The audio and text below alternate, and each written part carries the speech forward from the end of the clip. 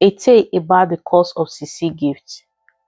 Once upon a time, Sisi was born into the warm and lovely home of Margaret and James, a humble middle-class couple in a small Boston town. Margaret, a kind and lovely teacher, believed in the power of education and love.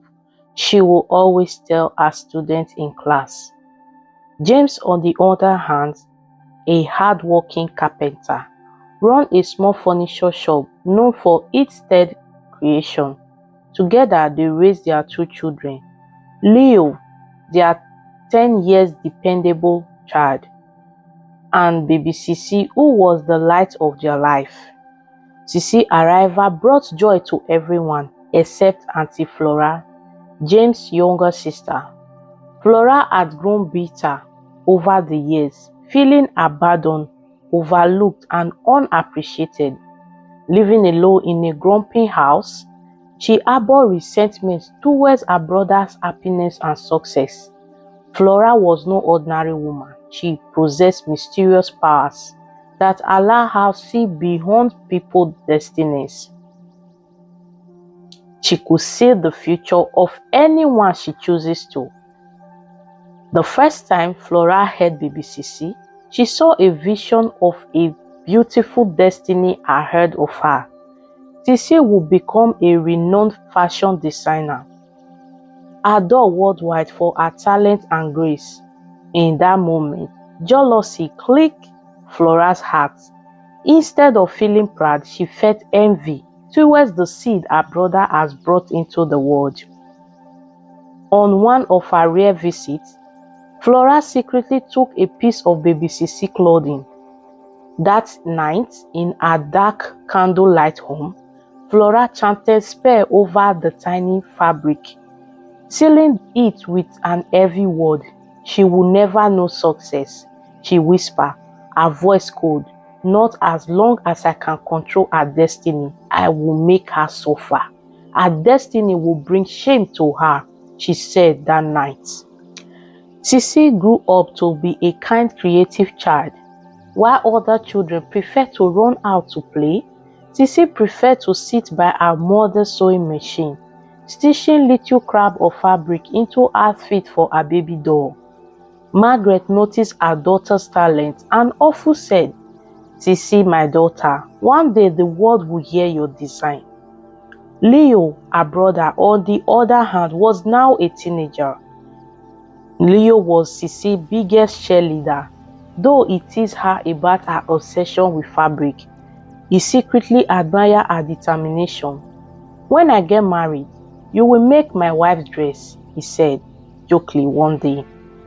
Sisi's family encouraged her dream, and by the time she turned 20, she had one goal in mind: to become a fashion designer. Though money was tight, Margaret and James enrolled her into one of the best fashion schools in town. At school, Sisi's talent quickly stood out. She was not only skilled, she was also humble, always helping other students understand their struggle. Her best friend Ada became her confidence, celebrating her small victory and sharing her dream of success. After graduation, Sisi started her fashion business from home. Word of her talent spread, and soon others began to pour in. Her design was unique, her stitch was flawless and beautiful. She made nice clothes. Wedding clients began to seek her heart, and her family could not have been prouder. But Flora heard of Sisi's rising success, grew worried. She retrieved the coarse fabric she had kept for 2 decades. That night, she performed a darker spell, burning insect and herb over the cloth. "Let her give betray her. Let me see how she will succeed," she hissed that night. The next morning, Sisi went to a fabric store to buy material as usual for her shop. As she browsed through, an uncontrollable urge came over her. Without understanding why, she slipped a thread into her pocket.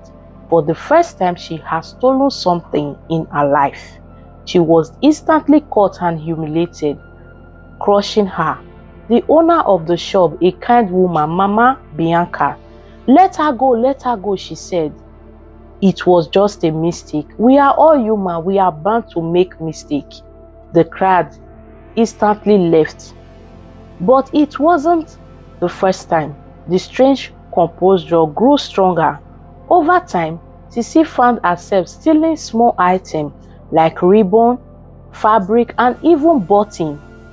Her growing reputation began to tarnish as rumors spread. She visited herbalist and healer, desperate for a solution, but nothing worked.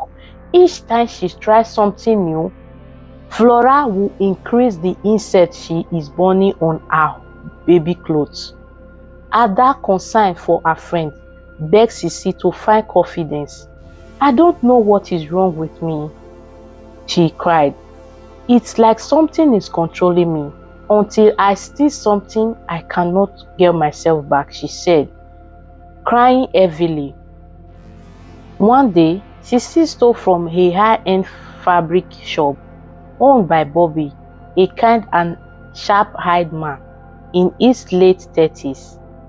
When the shopkeeper caught her, an angry crowd gathered ready to punish her. Bobby intervened, calming the mob and taking Sisi home. At his modest house, Bobby offered her tea and gently asked, "What is going on, Sisi? This isn't you." Sisi broke down, pouring out her eyes in tears. Bobby, moved by her story, vowed to help her. He introduced her to his uncle, Pastor Gabriel, a wise man known for his strong faith and prayer.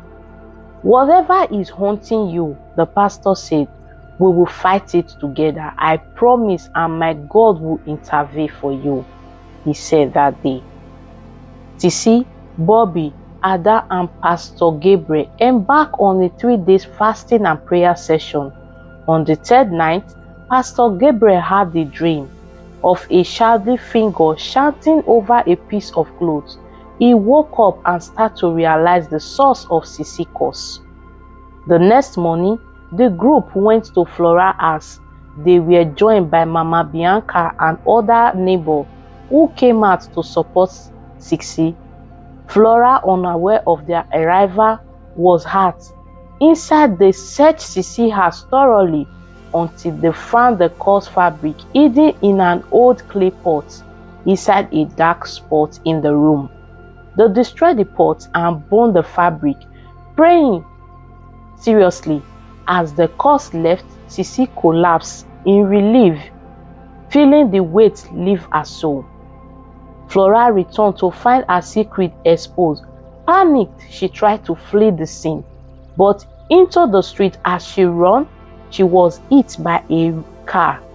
At the hospital, with her final breath, she confessed her jealousy and begged Sisi for forgiveness. "I am sorry. We are family. I was jealous of your destiny. I am sorry. Jealousy took over me. I don't know how it happened, but forgive me. We are all family. I am your father's sister. I am sorry." With her last breath, Sisi forgave her and she passed away, her soul finally at peace. With the curse lifted, Sisi's life slowly returned to normal. Her name was cleared and her clients came back. She began to create designs that were even more beautiful than before. Bobby, who had stood by her, confessed his love, and together they began a relationship built on love and trust, understanding. Together they opened a workshop to teach underprivileged youth the art of fashion design. Sisi's story became a beacon of hope in the community, teaching others the humility, forgiveness, and faith could overcome even the darkest trial. The moral of the story is, jealousy destroys both the victim and the instigator, but true love, courage, and faith can heal even the deepest wound. The story also teaches us that jealousy brings destruction, but love, faith, and forgiveness lead to redemption. The story also teaches us we should be prayerful. anyone who has a destiny and a brighter star should never be lazy in their prayer life. We should always pray without ceasing. Please tell me what you think about the story. I will be waiting on the comment section. Thank you.